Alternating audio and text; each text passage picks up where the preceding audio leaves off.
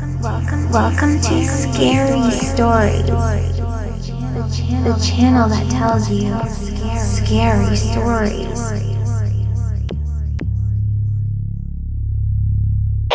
Hi, Peter. This is B, and I was the one who uploaded the pictures to you before.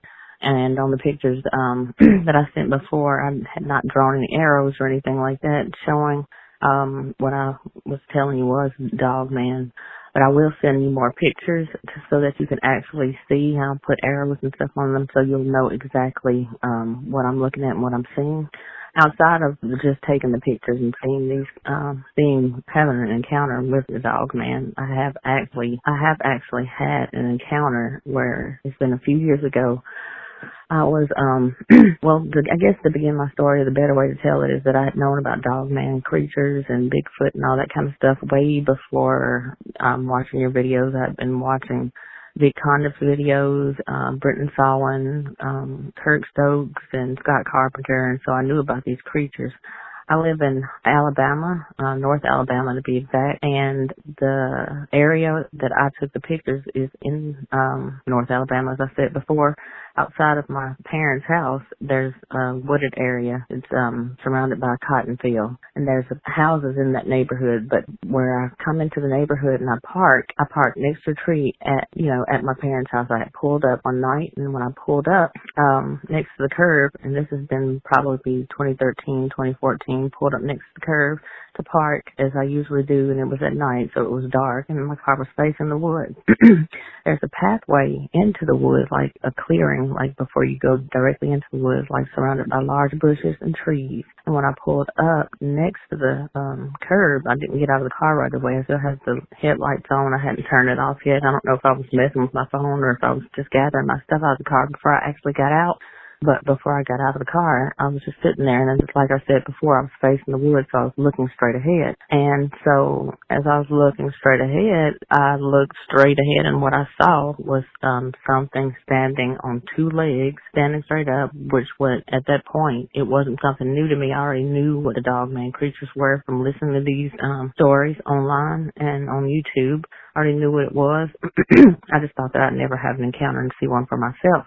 It was standing in the clearing, like the path that leads like back to the woods. It was coming like right out from behind this big bush, which I'll send you a picture of that bush so you can see where it's coming out from. But it was standing there. Yeah, sorry, Peter, the voicemail ended before, so I think we can finish my story and we'll pick up where I left off. And where I left off was when I looked back into the clearing. There was a large black Dogman standing on 2 feet. It was muscular and broad about the shoulders. It had a tapered waist, and it was very tall and muscular. My headlights were facing back toward the woods because I had not turned the car off yet. And the color of its eyes were not the amber color like people usually talk about on most Dogman encounter episodes or on Britton Sawin's channel. The eye color that I seen was like a bright blue, but it was like a luminescent blue, like self-illuminating, like you could see the eyes actually shining back. And I turned my bright lights on because I was trying to make sure that my eyes weren't playing tricks on me. And when I did that, then it turned around and on 2 legs walked onto the pathway and went straight into the woods. And when it went straight into the woods, may be wrong about this, but there seemed to be at least 2 or 3 other ones that were already further down the path, illuminated by my headlights, that were also running out from behind the trees, also on 2 legs, running away as well, as that one that had been, I guess, towards the front. It was very scary. When I was in the car, I never had gotten out of the car yet. I was still sitting in the car. But the thing was looking right into my eyes until I turned the bright lights on it, and I was terrified. I was afraid to get out of the car at that point. I called inside the house, and I asked my nephew to come outside to the car because I was too afraid to walk into the house at that point to get out of the car and like to even go in. So that's my story, and I know that this is a timed voicemail, so I will call back I'll call right back and give you my nephew's encounter. Hey Peter, this is B again. This is me now giving you my nephew's encounter. My nephew, this is not the same night. This is another, I guess, a couple of years later after my encounter in 2014. He had just gotten off from work, and it was late at night, probably around 10:30, 11 o'clock, and it was dark outside. And he pulled alongside the curve, getting ready to come into the house, but he hadn't gotten out of his car yet. He was also facing towards the woods, sitting in his car, texting, probably his girlfriend or something like that at the time, but playing with his phone, and he hadn't gotten out yet, so his headlights were still on, facing towards the woods.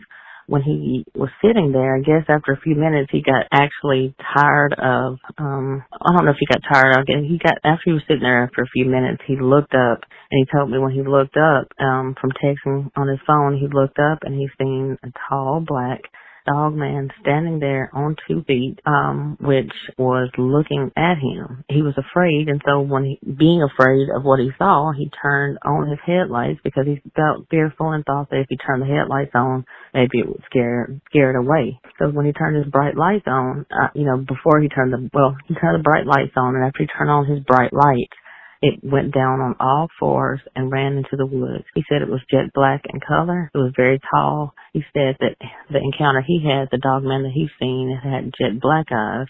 And I asked him how did he know that it wasn't a figment of his imagination or a shadow, and he said that because when he put the lights on it, his bright lights on it, and it lit up his eyes, he said he seen the glimmer, or his eyes gleaming like the eye shine from that, and it took off on all fours and ran back into the woods. He said he was terrified. At that point, he called into the house, called my cell phone, and he was terrified, begging me and my husband to come outside, to come and I guess pretty much escort him into the house. So that's my nephew's story. I will send you pictures of the entryway into the woods again, and I'll send you a picture of his car, and just so you can see how we park alongside the curb and facing the woods, and I'll send other pictures as well. Thanks, and I'll send you the email later. Bye. Do you have a scary story you want us to read on the show? Just call our voicemail hotline, 804-LIST-SCARY. That's 804-537-2279. And now for something completely scary. OMG, where are you gonna be Thanksgiving weekend? Stuck with your family? Talking about politics? Or will you be having fun at the Northeast Comic Con in beautiful Massachusetts, USA? Meet Billy West from Futurama. Meet Akira Takarada from Godzilla. Meet legends of the movies and the comic booklets and the TV. Plus, a comedian standing up show starring real comedians, yo. All this, plus an excuse to get away before Uncle Ned starts blaming your generation for everything over the pumpkin pie. That's the Northeast Comic Con Thanksgiving weekend, presented by the real original Gary Summers from the Antiques Roadshow, yo! OMG! Hooray!